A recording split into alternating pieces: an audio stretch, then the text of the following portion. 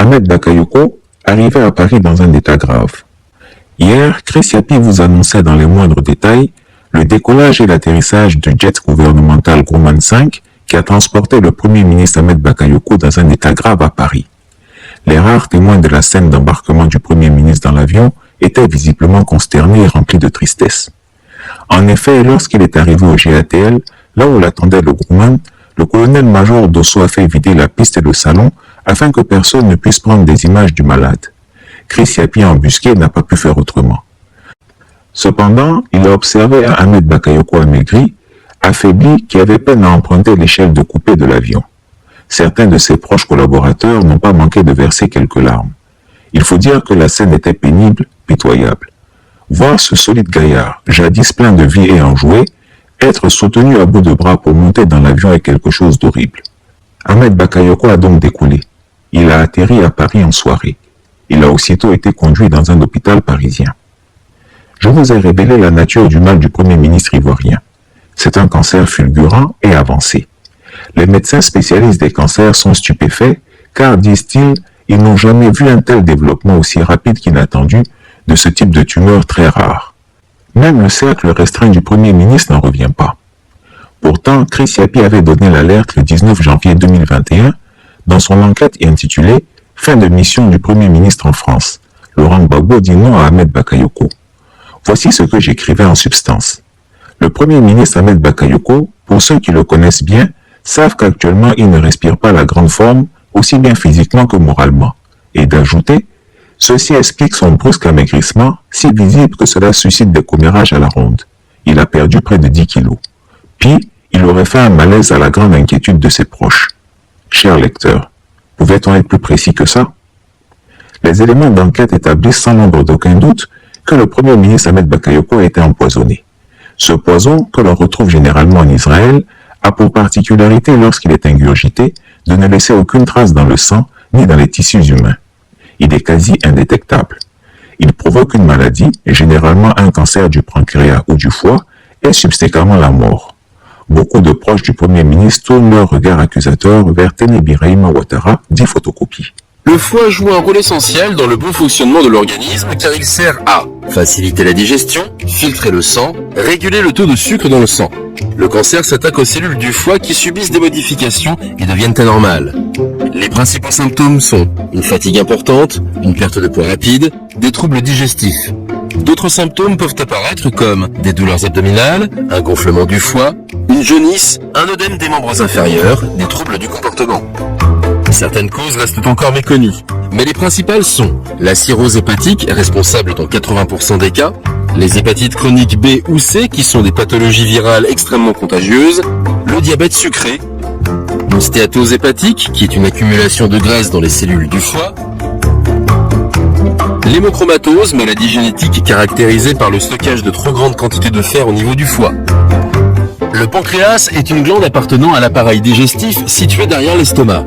Il sécrète notamment les enzymes nécessaires à la digestion des graisses et des hormones chargées de réguler le taux de sucre dans le sang. La tumeur va venir gêner cette production. Le cancer du pancréas reste longtemps sans symptômes visibles. Néanmoins, voici des symptômes qui doivent alerter.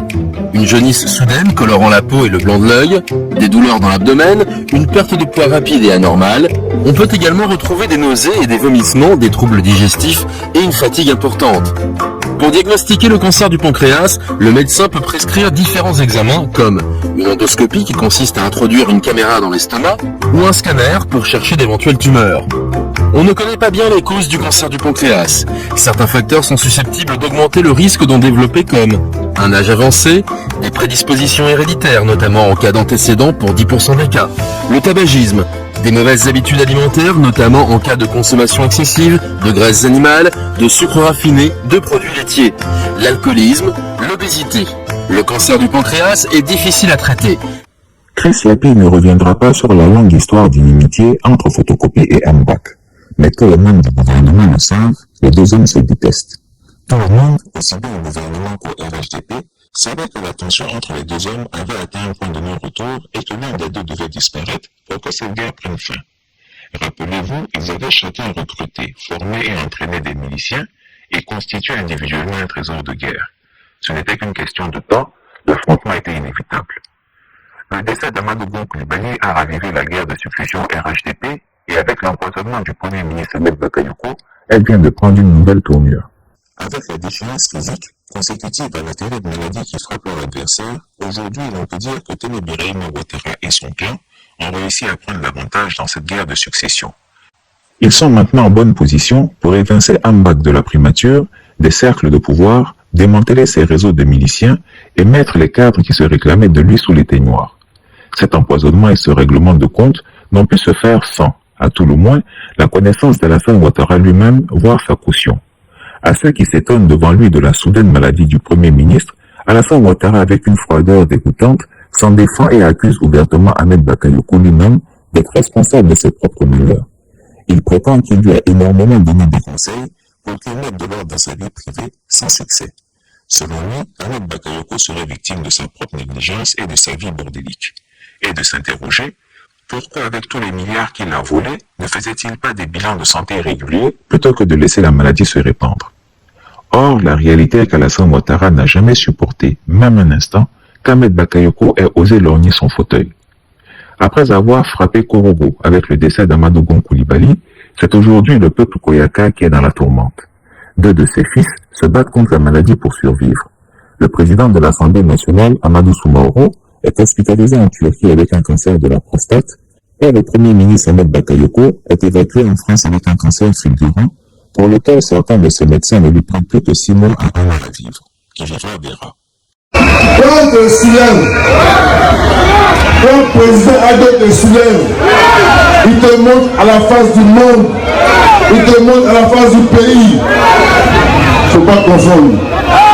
Tu peux croire que tu mesures 2 mètres alors que tu ne mesures pas 2 mètres.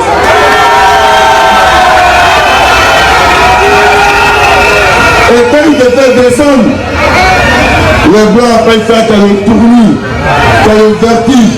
Et quand tu as le vertige, tu bavardes au hasard. Mais nous on est là, on a Abidjan de souterrain, voilà. On est à Abidjan, on est en Côte d'Ivoire, on est sur le terrain, on est contraire. Oui, il faut venir sur le terrain. C'est le terrain de la politique, de la mobilisation, des actes concrets qui parlent. Soyez serein, soyez serein, soyez serein. Les gens vont bavarder jusqu'à... Ils vont bavarder. Maintenant, on sera là. Chris Yapi ne ment pas. Retrouvez Chris Yapi sur ses 2 chaînes YouTube, sa chaîne Dailymotion, Instagram et VK.